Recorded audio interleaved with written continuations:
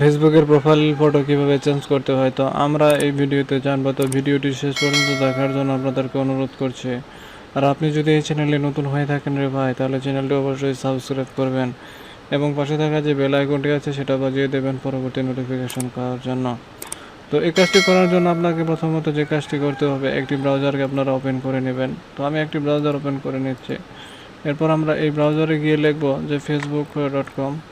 তো facebook.com পর enter press করবো এখান থেকে। তো আমরা এখান থেকে এন্টার প্রেস করলাম।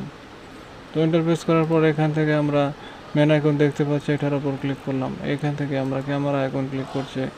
এখানে অনেক ছবি দেওয়া রয়েছে, তবে এর ভিতরে আপনারা যদি যে কোনো একটি ছবি, যদি আপনি ধরুন এই ছবিগুলো মূলত আমরা আপলোড করেছি এর পূর্বে, তো এই ছবিগুলো থেকে যদি আমরা একটা সিলেক্ট করতে চাই, এখান থেকে ডবল ক্লিক করব।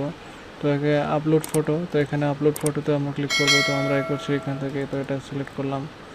সিলেক্ট করার পর এখান থেকে আমরা এটা সরিয়ে দিই, এইভাবে সরিয়ে দিলাম। তো আমরা যদি চাই এখান থেকে প্লাস আইকনে ক্লিক করলে, তো এখান থেকে আমরা জুম করলাম, এইভাবে আমরা সেভ দিয়ে দিতেছে।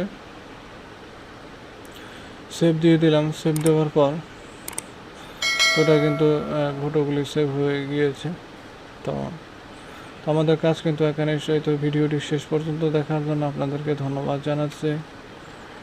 আর আপনি যদি চ্যানেলটি সাবস্ক্রাইব না করে থাকেন, তাহলে অবশ্যই চ্যানেলটি সাবস্ক্রাইব করবেন এবং পাশে থাকা যে বেল আইকনটি বাজিয়ে দেবেন পরবর্তী নোটিফিকেশন পাওয়ার জন্য।